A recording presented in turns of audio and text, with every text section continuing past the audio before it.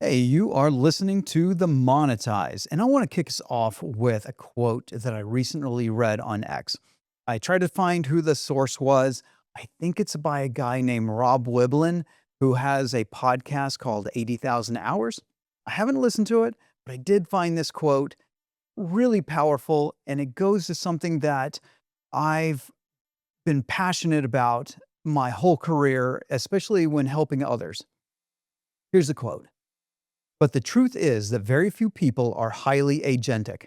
I suspect that this is one of those personality traits that can be roughly represented as a bell curve, with just a few people at the far right tail who are really capable of thinking independently, exhibiting self control, actively changing their environment in pursuit of a higher goal, and generally exerting power over their own lives. Most people aren't like that. This is what the insult NPC is alluding to, and I don't think that's a bad thing. The normal way to behave is to do what other people do, aspire to what other people aspire to, and take a passive, it is what it is attitude towards the culture at large. This quote really sums up a lot of interactions I've had when trying to help others build a business, especially people who are just wanting to get started. They have a very passive approach. At they want you to give them the answer to all their problems before they ever start. And the answer is always start. Well, I'm grinning because uh, this was basically part of our interactions just as well. Because one thing that you have really fought or have tried to teach me to fight against is that passive attitude towards building the business, essentially. And maybe like be distracted with problems that I imagine that can happen, but I have not taken enough action to for those problems to actually arise and me dealing with them. So what this quote and also your reaction alludes to is that maybe when we're just starting out, we're so petrified with all the potential fears that we may encounter with having a business that we sort of like shield ourselves from that fear with inaction. Right, right. Or, actually, not or, and Hmm. uh, the shielding part. That's a good phrase because a lot of people just start studying. Like, oh, Yeah. I'm going to learn about this. I'm going to learn about that. I'm going to Yeah. learn about these other things, and they never get in the pool and start swimming. Right? It's like I'm going to learn about how to swim and the best techniques for the butterfly and the best techniques for the backstroke. And it's like get in the pool first. Just get in the pool. Yeah. That's where you're going to learn how to swim. For instance, can you please share with me? You have done this in the past, but I think it ties to the premise of this episode again. But you have shared with me that you were bad with sales and that you purposefully went to a sales training or to sell insurance, maybe Yep. knocking Yeah. on So doors even.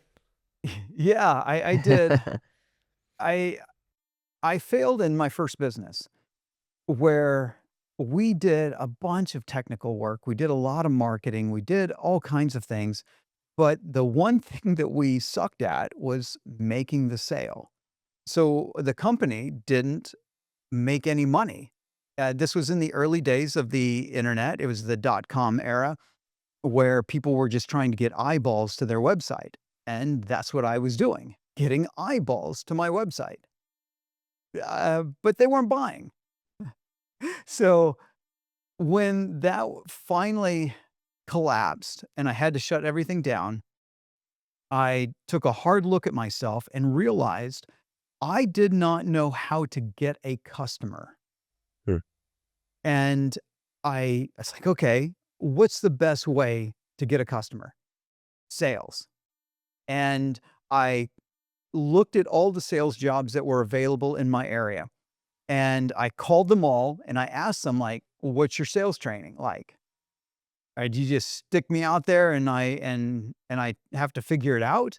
Or do you actually have a systemized program? And only one company had a systemized training program, 6 weeks of sales training. It was in insurance, which meant I had to go get a license to sell insurance Mm. just to get into the job, just to get Wow. into this training program. Right. So I went, I studied, I took the test, got my certificate, got my license to sell insurance, and got into the program. And I dedicated 6 hard weeks, morning to late into the evening, of selling. And they tell me to do something. They said, here's a whole list of phone numbers and names. Call these. Okay, I started calling. They're like, here's this training program we have on cassette tape from this guy, Tommy Hopkins. And it'll teach you how to sell and how to overcome objections and stuff. Study that program. And I studied that program every single night. I went to bed listening to this guy, Tommy Hopkins. And after 6 weeks, I sold insurance. Didn't really like it. I wasn't there to sell insurance. I didn't join it to become an insurance guy. I wanted to get back into my tech world where I was happy. And I finished that program, figured out how to sell, but I was like, I need more practice. So I went over to an auto dealership that was near my house, and I applied for a job and started selling cars. Wow. And within 2 weeks, I became the highest selling newbie they had ever had. Rain or shine, this was in the Pacific Northwest, so there was very little shine, lots of rain. And I was out on the lot every single day, all day long, and I was selling as hard as I could. And I was making, at the time, this is in 2000, beginning of the year 2000, and I'm making about $1,000 a week selling cars.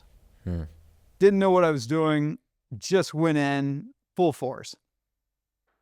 Found out how shady the car industry really is, and said, okay, I'm not going to stick around very long. I'm going back to my business.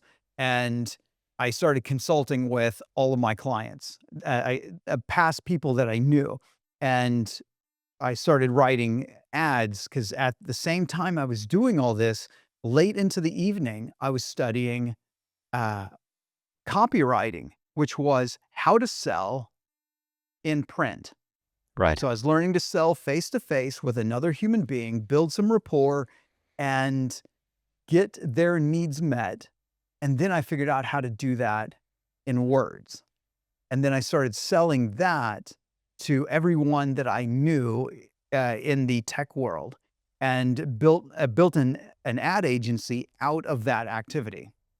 That was my highly agentic start, because I was pretty passive in the very first thing I did and not taking a very active role in trying to sell. But then I moved over to helping people by figuring out how to get a customer.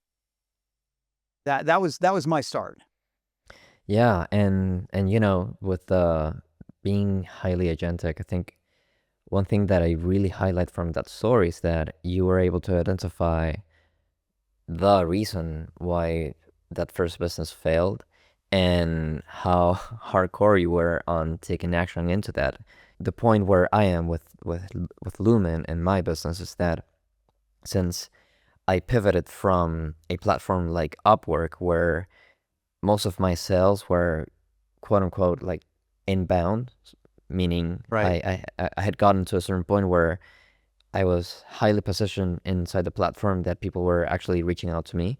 And once that sort of dried off, I had to put myself out there and start actually engaging on an outbound fashion with cold prospects. And now I've been doing that for almost a year, and I think like the friction that is there with the actual taking action is that there's a side of your identity and your personality that has to completely shift, and that you have to sort of change your skin, move into being a different type of person that maybe you didn't envision yourself to being, but knowing that that is the person that you need to become in order to fulfill that vision that you want for your business. And funny enough, this week I had one of the cold prospects that I reach out to.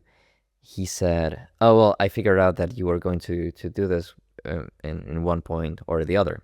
Do this meaning like, oh, I'm actually in the podcasting business. Is this something that you guys are looking out to do?" And Right. it sort of like hurt my soul because it's like, ah, am I one of them? And then I was like, I mean, I read the whole message, and he was like, oh yeah, I mean, of course this was going to happen, but well, so happens to be that in fact we might be looking for this. And I was like, okay, well, I'm also putting myself out there because I'm looking to help people with what I do. And Right. it is sort of like the exchange, or that, like the, I want to say like the cost that you need to pay in order to bridge that gap that you have, that maybe most of us have in our businesses, which is doing more sales, and then, like closing more people. But it comes with action. At the end of the day, it comes from, like, I can read as many books as I want, but it is not until I put myself out there and be actually in front of a of a qualified lead or unqualified lead that I actually get to test the iron in which I'm made. And that doesn't happen if there's no action behind it. Right. Right. That's something that everybody's got to get comfortable with, which is I don't really know what to do, but I still have to do it anyways. And one of the things that because we're kind of talking about this, you brought up me choosing sales because I looked at how I failed, and the one thing that I didn't get in that business was revenue, and revenue comes from sales. That's how I Right. figured out I needed to learn how to sell. But a lot of times in your business or even starting a business, you need to look at what's the thing I'm most afraid of doing. Why am I hesitant here? Yeah. I need to figure out why that is, because that might be the very thing you need to do to succeed.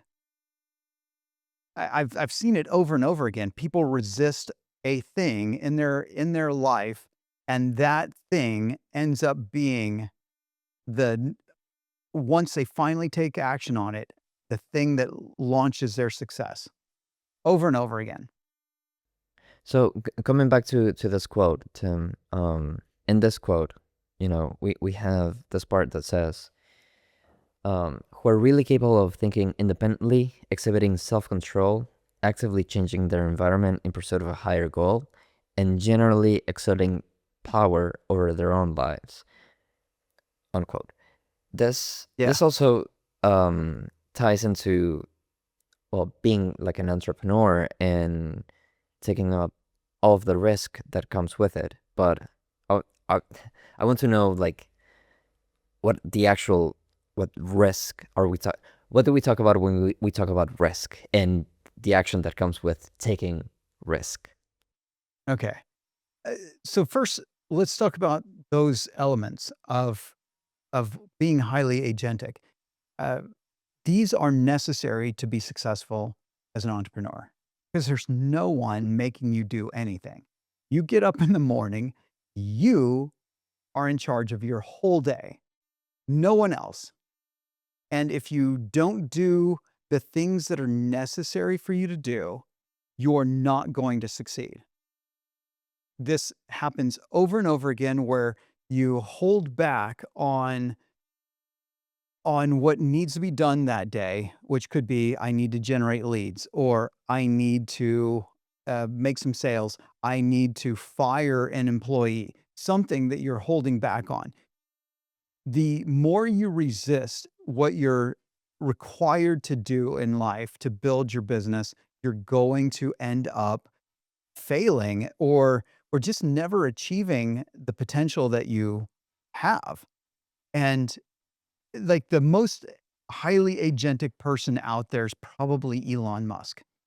He just is achieving things that no one else has ever done by by not just a little margin, by like massive margin. Then as normal people who learn to change their environment, you see your environment, you say, I don't like this. Either personally, I don't like working a job, or I want freedom to go wherever I want in the world, do what I want when I want. Or it's simply there's this problem I see in the world, and I think I could fix that Mm, uh, by building this business and believing you have the right to fix that problem. mm. That's highly agentic. That's not going around trying to figure out, oh, will somebody let me do this? Yeah. And so many people go with uh, permission-seeking behavior. They look for someone to say it's okay for you to do this thing, and if you are seeking permission, then you're not you're not taking action. You're asking others to say it's okay. And that means you're unlikely to succeed at whatever it is that you're after. Yeah, and now that you mentioned this permission-seeking behavior, also I saw a while back someone saying like a general statement about you giving yourself permission to pursue that what you exactly that which you want, essentially. Right. That maybe, that permission, it is not out there, but actually it is found inside. And that is something that you yourself need to do in a internal work of self-belief. Unfortunately, is I say, because it comes from you yourself letting you do that which you need to do and not holding yourself back, which sounds very, new agey, very self-helpy, Right. but living it day by day, uh, I find that that is essentially what needs to happen. And of course, there's a lot of different factors that come into it, but it is by also seeking that motivation of seeing others do it, no matter their circumstance, where at least I myself find like some inspiration too. And circling back to other moments where I can find confidence in myself of having done things against the odds, to be able to say, okay, well, I already did this, which was insanely more difficult than this, which I'm facing right now. Okay, you have this. You got this. Let's go. Right. Yeah, that's the real power of just taking action on something because you really get over the fear pretty fast. Hmm.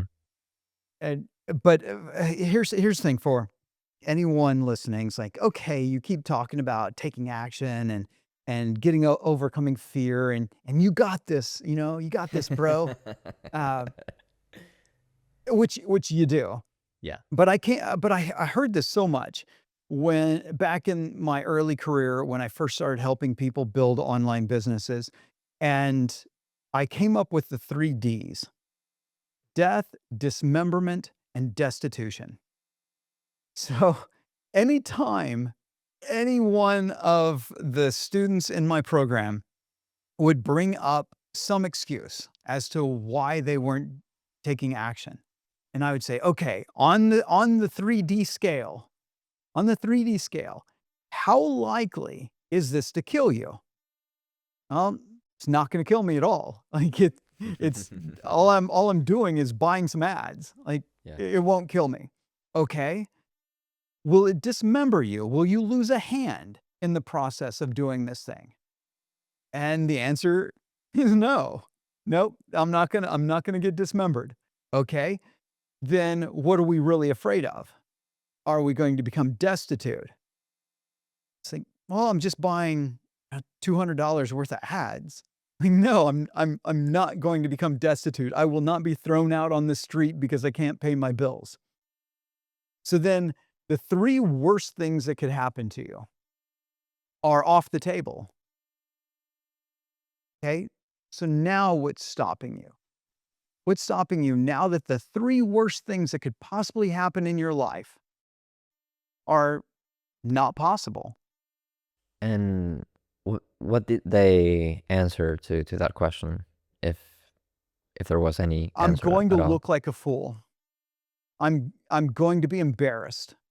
People will say I'm a failure if my ad buy of $200 doesn't make me a profit, Right. therefore I'm a failure.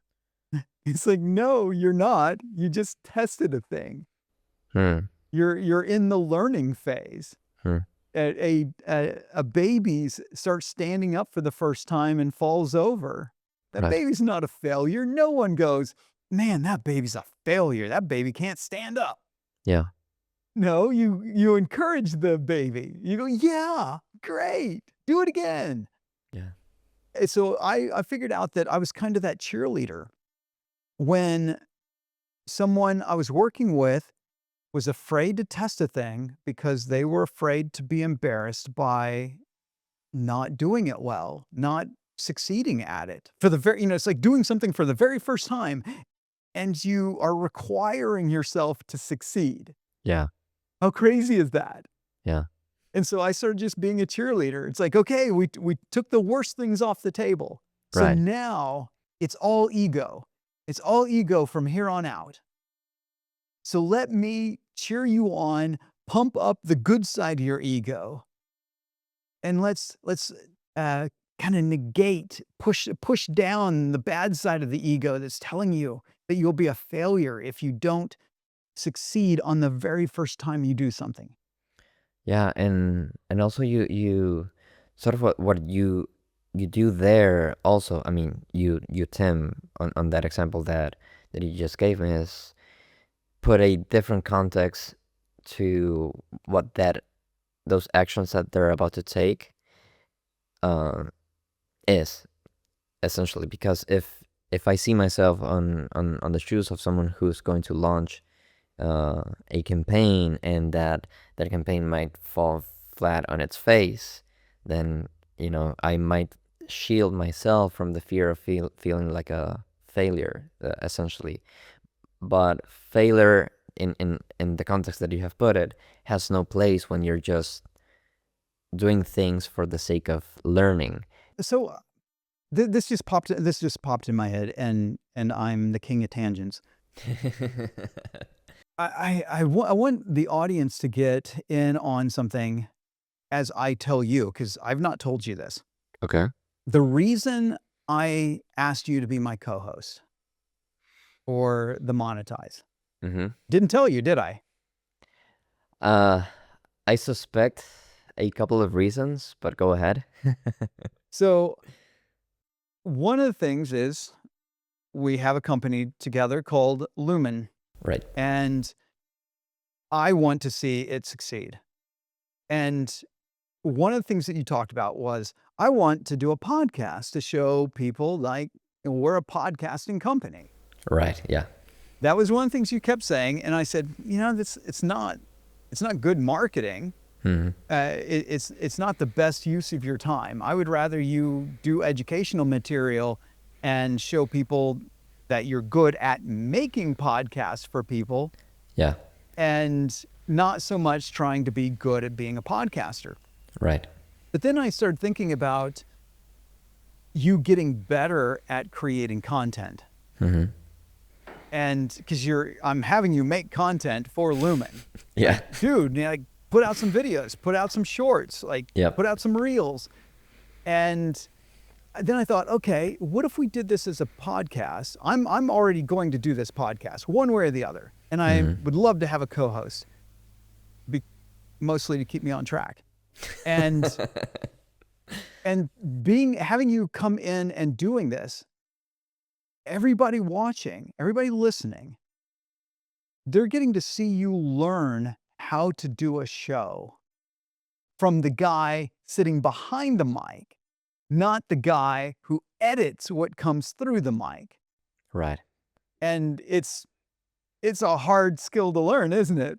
Yeah, undoubtedly. And also having a teacher who has so many episodes for a very long time as well, it is a great, great, great teaching tool because it is completely different to be on the other side of the camera, essentially. And it also lets me sort of like connect on a different level with clients and prospects because, yeah, I know how difficult it is to put up like a good show and put up with your expectations even of like, okay, who am I when I'm sitting in front of the mic, in front of a camera and trying to look and yeah, to look smart and to come across as someone worthy of working with, essentially, because at the end of the day, most of the efforts are like, hey, look at me, we are trustworthy, we do great work,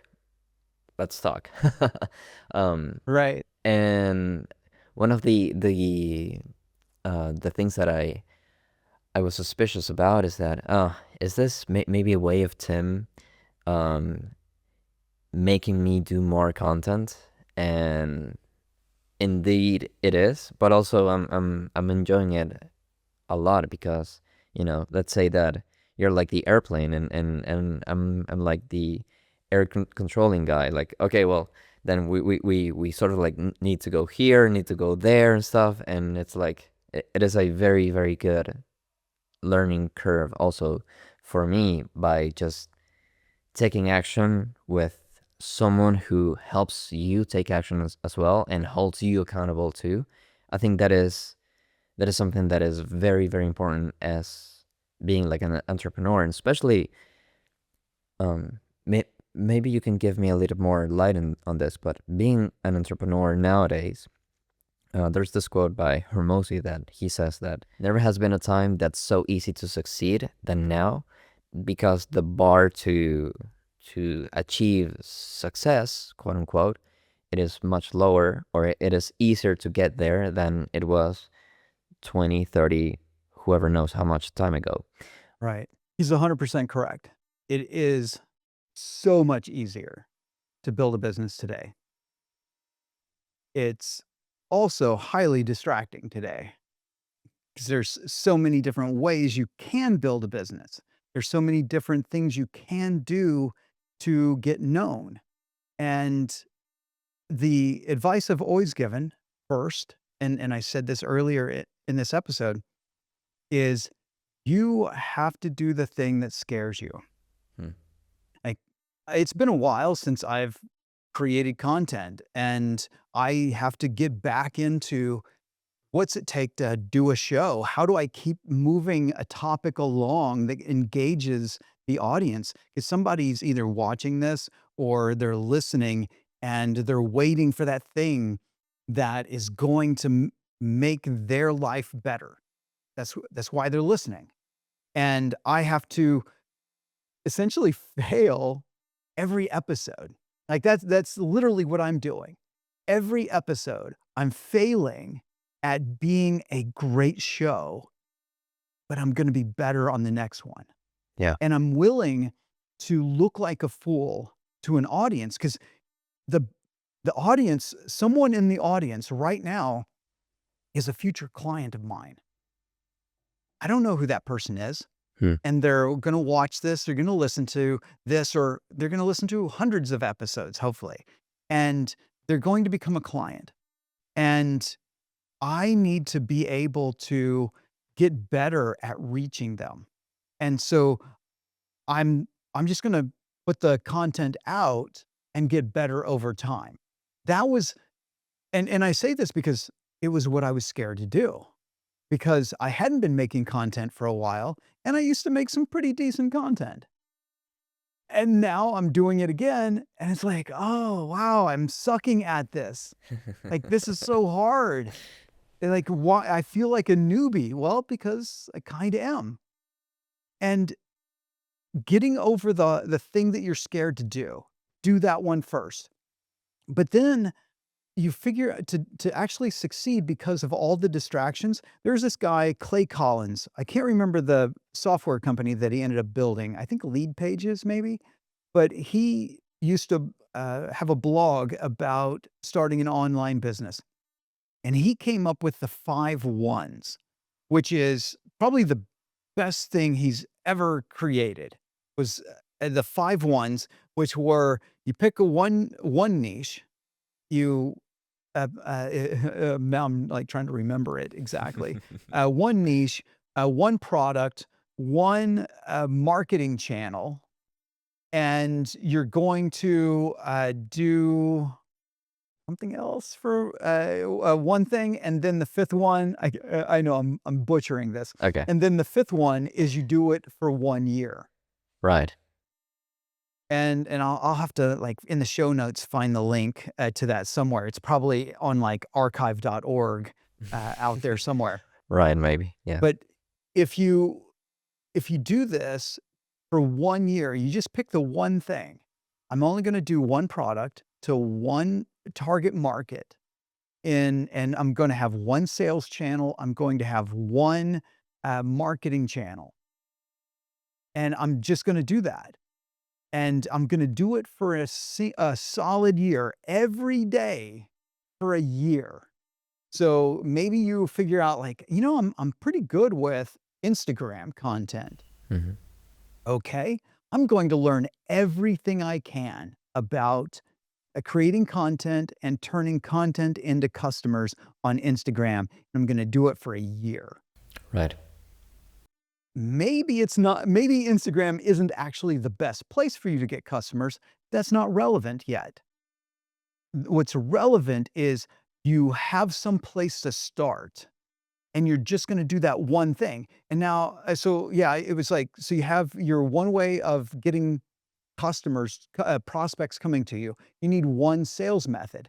You don't have a bunch of different sales methods. You don't send people to a landing page here to buy this, or go into a survey or book a call. Like, you have one mechanism for each thing.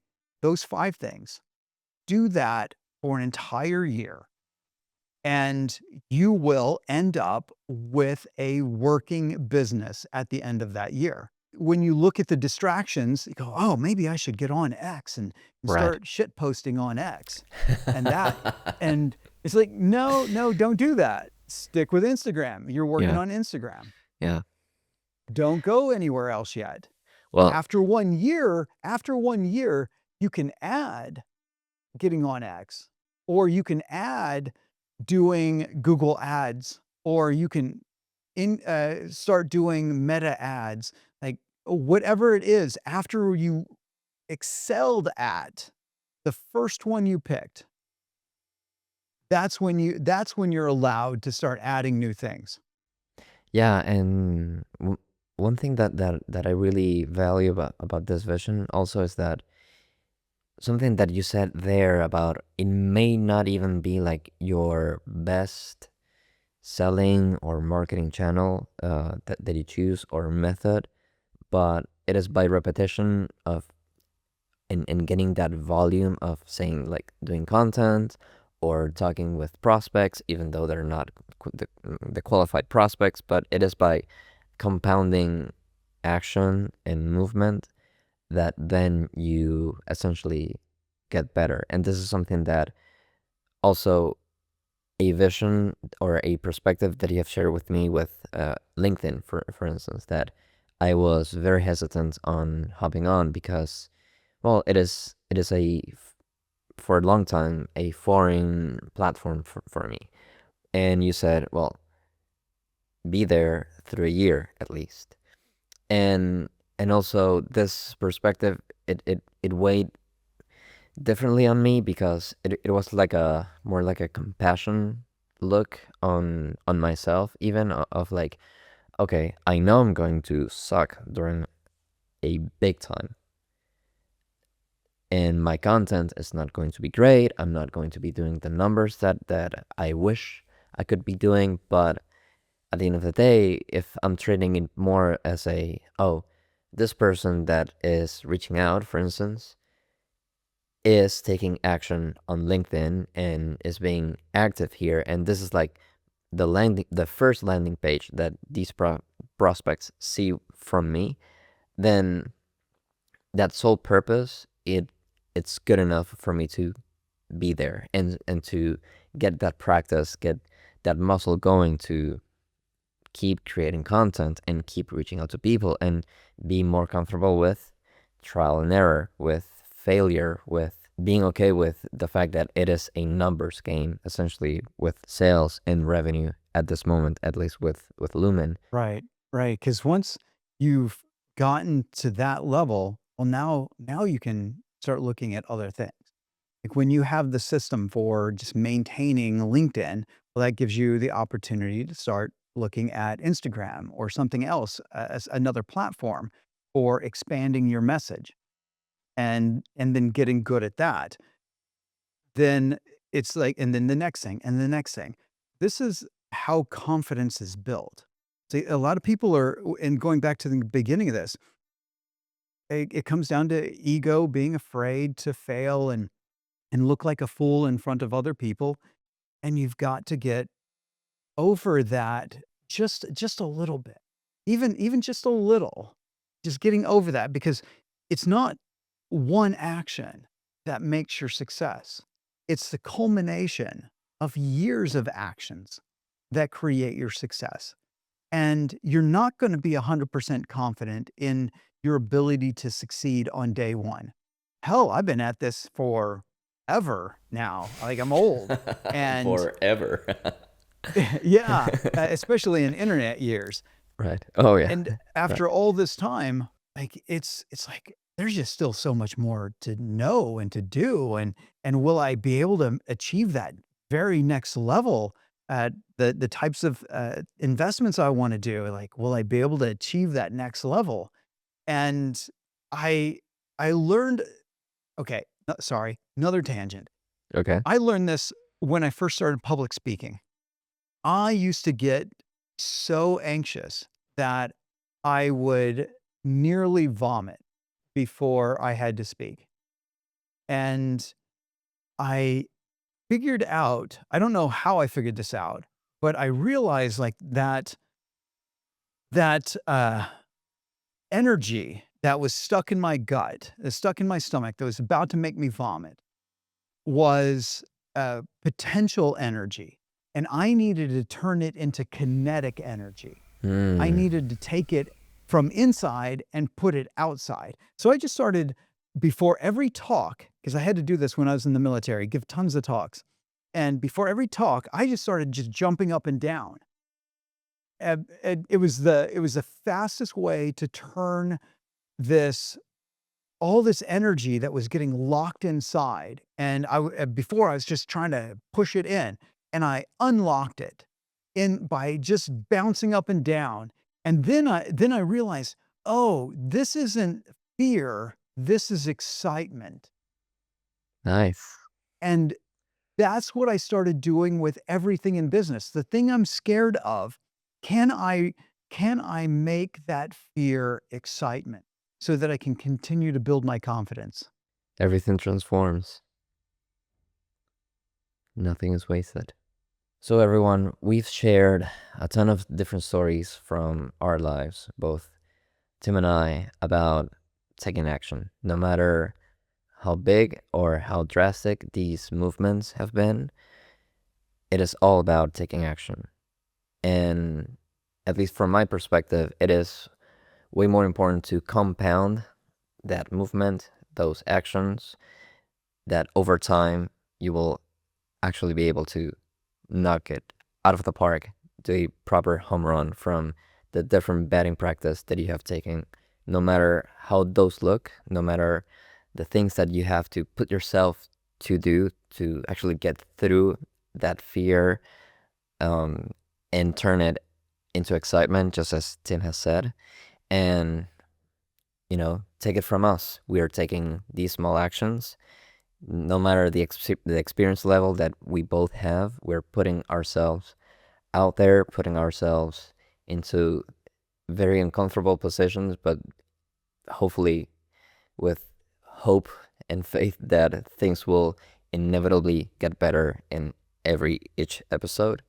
And with that, we just invite you to, as soon as this episode is done, go ahead and do the thing that you're dreading to do. Do it small, do it with patience, do it with love, I would even say. But go ahead and do it.